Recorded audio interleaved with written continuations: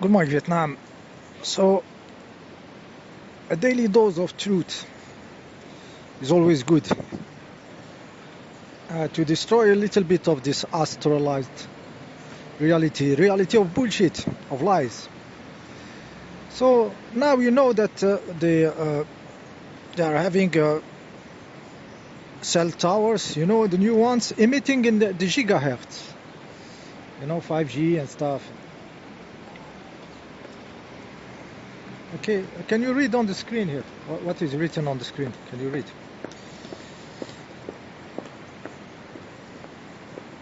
Yeah. So the gigahertz frequencies appeared directly with the satellites. Okay, satellites started in the 60s using the gigahertz frequency. Read on the screen. So it was the C band between 4 and 6 gigahertz, and around the 80s they shifted even higher, those satellites between brackets, to the KU band, which is in the 10 to 12 gigahertz. Okay, so basically this planet is flooded in the gigahertz frequencies since the 60s, and a jump in the 80s where there was this boom of TV receiving via satellites between brackets. So it was flooded in gigahertz. So the technology was here of gigahertz signal since the 60s. Okay, so 70s. Okay, gigahertz. So on those and they tell you like those kind of frequencies doesn't travel far. Now when we talk cell towers, they don't travel far. We have to cut the trees for. So imagine satellites between bracket emitting those gigahertz at 40,000 kilometers from space, emitting in gigahertz. Signal strong enough to flood a whole continent in gigahertz, guys. Okay, and now here they tell you it doesn't travel far. The 5 gigahertz doesn't travel far, even in your home. When you have a router, a Wi-Fi router, you have two kind of frequency. The old one is 2.4, and now the new one is more like into the 5 gigahertz of the Wi-Fi itself in your room. And they tell you if you want to cover more distance, keep the 2.4 if you have a big, large home, because it travels more easy, the 2.4 gigahertz than the 5 gigahertz of your Wi-Fi router. So we have somehow, since the 60s, some objects in the space at 40,000 kilometers emitting at 6 Gs at the time, in the 70s, 60s, and now since the 80s emitting in the 10, 12 gigahertz. Okay, you are okay with this? You are okay with this? So there is no object in the space emitting in gigahertz, okay, having the power to that the signal in gigahertz can flood continents. There is no. It's here gigantic antennas emitting this signal. Okay, so for you to receive this signal in Europe, for example, there is a gigantic antenna in South Africa, for example. Okay, emitting this this very strong signal in the gigahertz. Okay, so the gigahertz are too fast for a normal antenna, so they need to be demodulated or modulated to lower frequencies for your receiver than your TV. So there is what we call an LNB, which is the receiver, which is an electronic device that you put on the dish antenna, and this has an oscillator inside which will help modulate or demodulate this very fast frequency of the gigahertz into the megahertz for you to have a TV channel. So back in the days there was no digital TV, so it was analogic, yet they used this gigahertz. So we're gonna ask ourselves why they asked they use gigahertz in the era where there was no internet, no digital TV. We're gonna ask ourselves why they started emitting in the gigahertz frequencies since the 60s, 70s, and upper gigahertz frequencies in the late 80s with 10 to 12, what they call the KU band, KU. Okay, it was the Astra satellite that started using this. So for people to receive the TV, I had TV receiving Astra satellite back then. Okay, with all the equipment and this oscillator on the dish that helps modulate this frequency down for you to receive analogic TV. So we're going to ask ourselves why the gigahertz.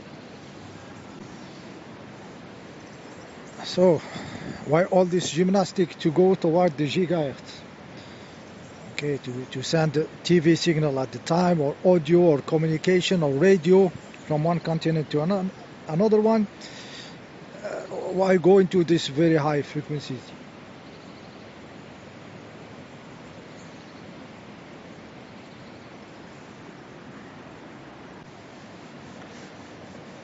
Yeah, the main advantage is to be able to emit many signals, and those signals not interfering with each other. Okay, you will have many satellites between brackets in the sky, and those satellites, even if they emit in the same frequency, you can receive this one and not the other, because you can direct the antenna toward those waves in the gigahertz that are very short. So by turning this dish antenna toward one source, the other source doesn't interfere.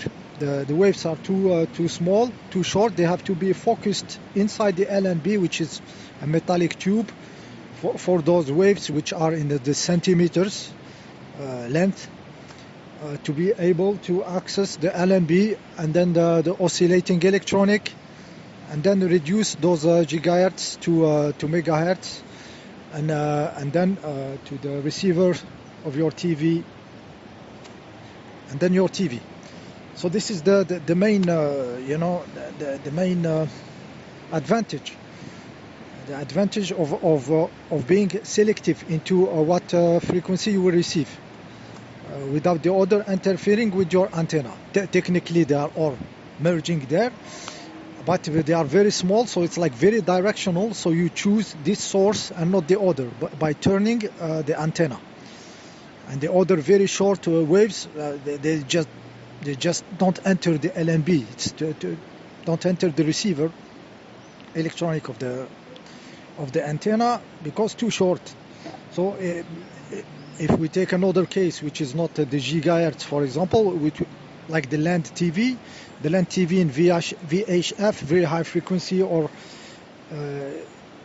UHF, ultra high frequency, like they used to do this. So the dishes were not the satellite, it was those metallic, branching all around. This will receive the signal from many directions. So like different TVs will interfere with each other, and you have a foggy image of the other over the other. With the gigahertz, you can more pick the direction. So it's like more pointy, more laser behavior, focused. You can make this effect of like you are pointing really something, one point there in the sky, which is the direction of the gigantic antenna in the other hemisphere, of the echelon system,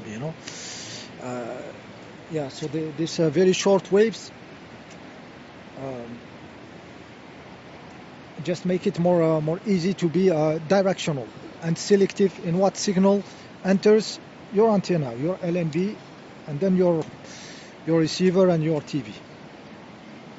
Okay, so this is the main advantage. So they can simulate this many points in the sky emitting,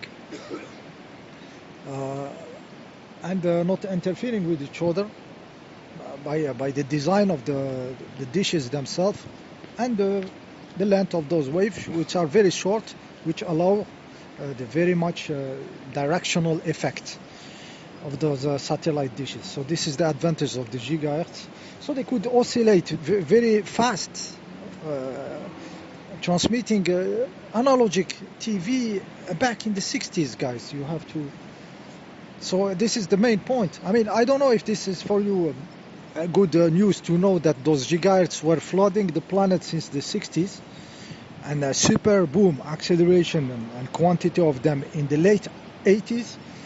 And the beginning of the 90s, it was this boom of satellite TV. That means a boom of gigahertz frequencies on the Earth. All those satellites, you know, the Hotbirds, all the Astras, the Eutelsat, and all, full of TV and stuff. So we were flooded in gigahertz since the 60s, but the boom is in the late 80s.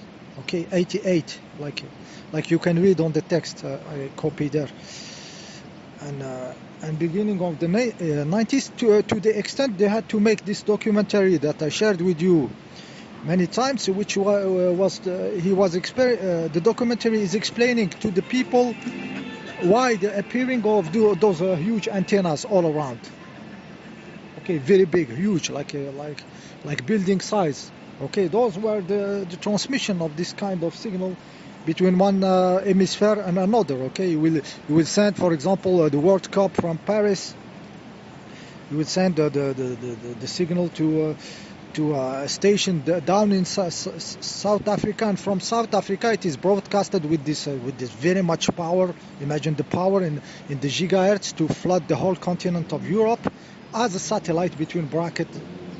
On the Astra satellite, the Astral, it's called Astra, this satellite, and flood the whole continent with huge power in the gigahertz.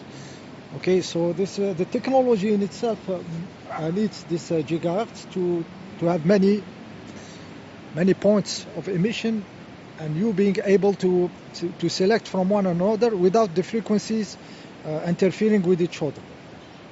Okay, so the directional effect, I would say, is very interesting. And here also we can see that even an electromagnetic signal doesn't leave this realm. Okay, from me, I come to the conclusion that those antennas really are in a direct line.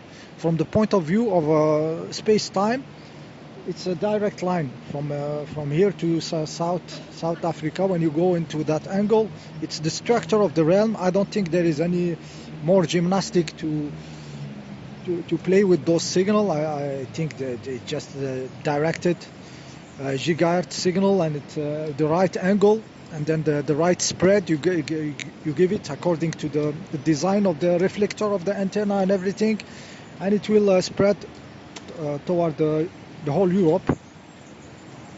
So it is just following the structure of the realm, and no signal escape this realm, at least in this frequency of gigahertz.